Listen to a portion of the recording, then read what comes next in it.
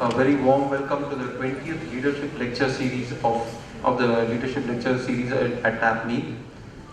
I'm Rajiv Shah and I'll be with you through this evening. Dr. Y.V. Reddy, Shri V. Leeladhar, Dr. Vinod Bhatt and Shri Ashok Pai, and light the lamp.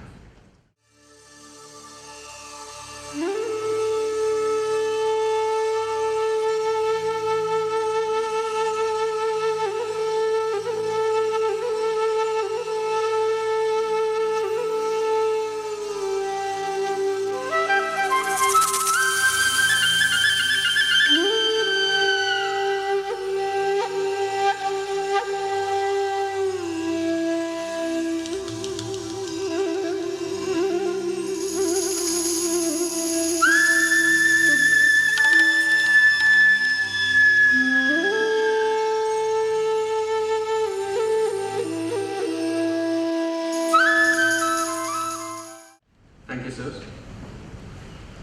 I'd like to invite Ms. Mahati and Ms. Sushmita from PGP1 to render the invocation song. I request all of you to please rise for the same.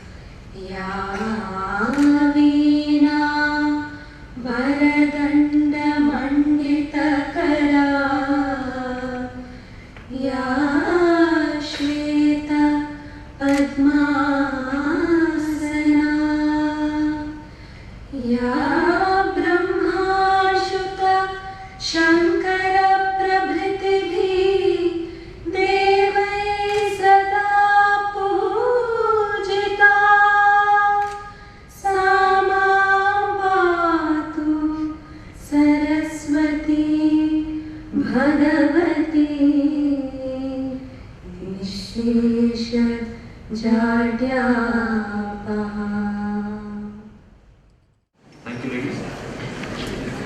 I'd now like to call upon the Director, Dr. R.C. Natarajan, to welcome the gathering, introduce the dignitaries and also the topic. Good evening. In the year 2009, when TAPME completed 25 years of its existence, we started the Leadership Lecture Series to commemorate this landmark achievement. On this occasion, we invite thought leaders from different sections of the society to share their vision, expertise, achievements, etc. with the students and the populace of Manipal. We expect that this will inspire the students who will be the future leaders of the country very much. The past luminaries who have taken part in this series are Shri Ratan Tata, Shri Vinod Rai, Shri Salman Khurshid, Shri Manish Sabharwal, His Excellency Shri M.K. Narayan, Dr. B.R. Shetty, Srimati Nirupama Rao, Ms. Nirmala Sitaraman, Shri Sashi Kumar and Shri Deepak Mohanty. In line with the tradition of inviting opinion leaders and visionaries, we have among us today Dr. Y.V. Reddy in this event. Let me break the protocol and introduce the other dignitaries first before I come down to the introduction of the chief guest today.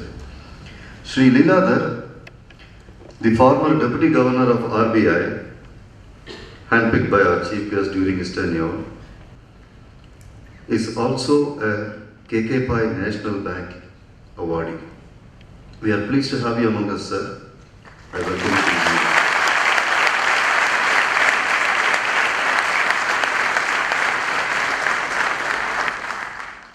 Dr. Vinod Bhatt needs no introduction to the people of Manipal.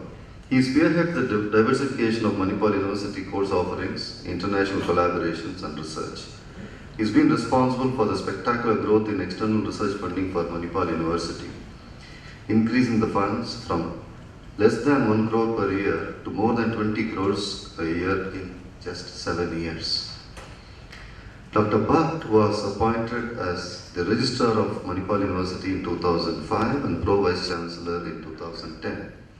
From June 1st, 2015, he has assumed the role of the 6th Vice Chancellor of Manipal University. Today, he is the face of Manipal University world over. Sir, I welcome you to this event.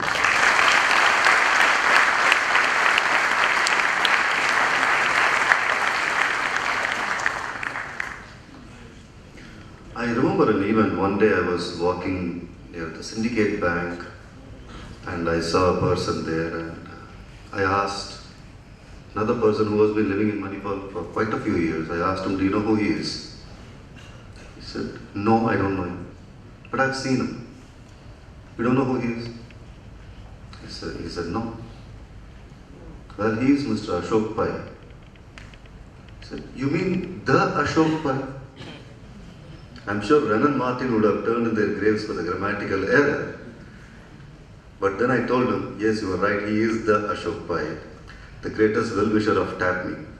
He is the youngest son of the creator of Manipal, Dr. T.M.A. Pai, and the youngest brother of our chairman, Dr. Ramdas Pai. The planetarium that you see right near the Venugopal temple is his brainchild.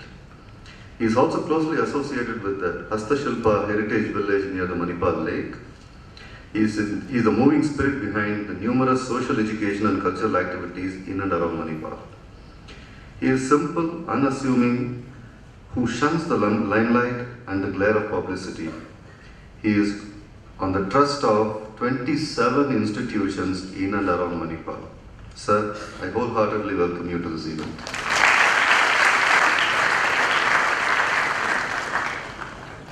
Economics, for the students, sounds quite a serious subject, but for those who have learnt it, it's a very humorous subject. There's a very famous quote most of you must have heard: when there are 3 economists, there will be 5 opinions. If you ask somebody what will happen when you reduce the repo rate, the finance minister will have one answer, the RBI governor will have another answer, the finance commission chairman will have a third answer, the economics professor will say, well, all of them are right from their own viewpoints. Okay, what is it that makes their viewpoints? It depends on their assumptions. Each one makes an assumption called ceteris paribus, other things remaining the same. And ultimately, no one knows what the correct answer is. And that is the beauty of economics, and that's what has made people like me to make our career in life. Today we're going to listen to somebody who has held the highest office in the monetary aspect of this country, monetary policy making body of this country, the Reserve Bank of India.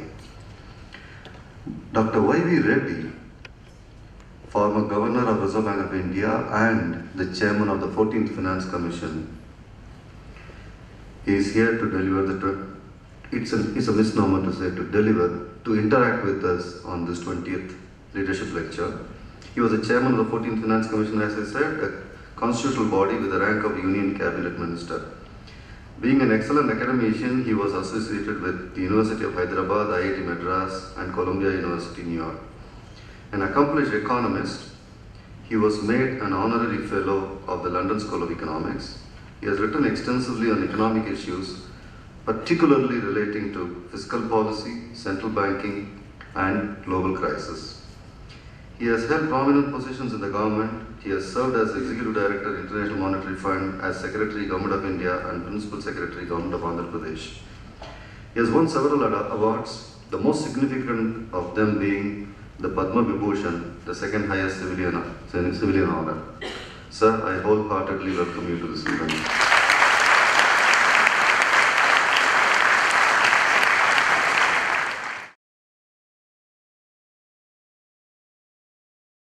I extend a special welcome to Sri Satish Pai, Mr. Gautam Pai, Mr. Annamalai, and Mr. Vishal IAS for being here and honoring us.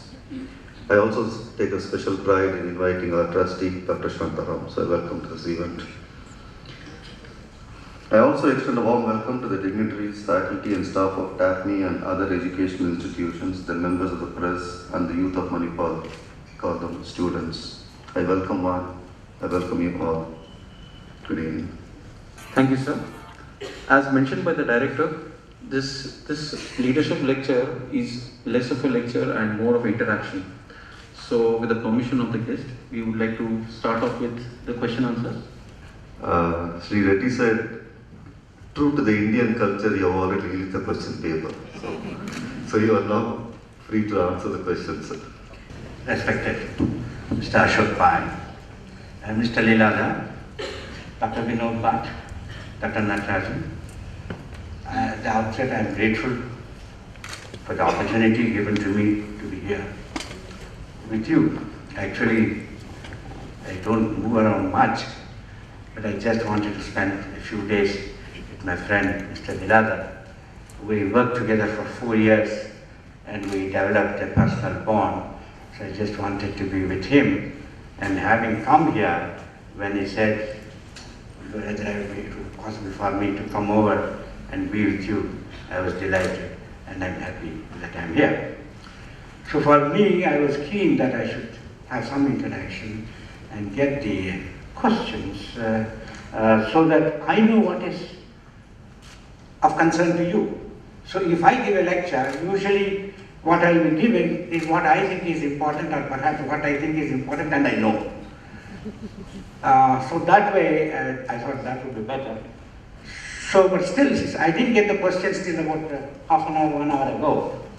So for purpose of contingency, I prepared a speech. Now I had to decide between delivering a speech and interacting. After seeing the questions, I thought my lecture is no good. So I decided to discard my lecture and start with. Is it okay? Yes. Now I will sort of read the questions. Do you want me to read out the name also? I'll keep it a secret. You can keep guessing. The first one is, in the Make India campaign, should the government focus on quality rather than quantity? Should the government impose a minimum R&D spending by Indian corporates so that Indian companies are capable of producing world-class products? My answer is, actually the government should impose a minimum R&D expenditure on itself.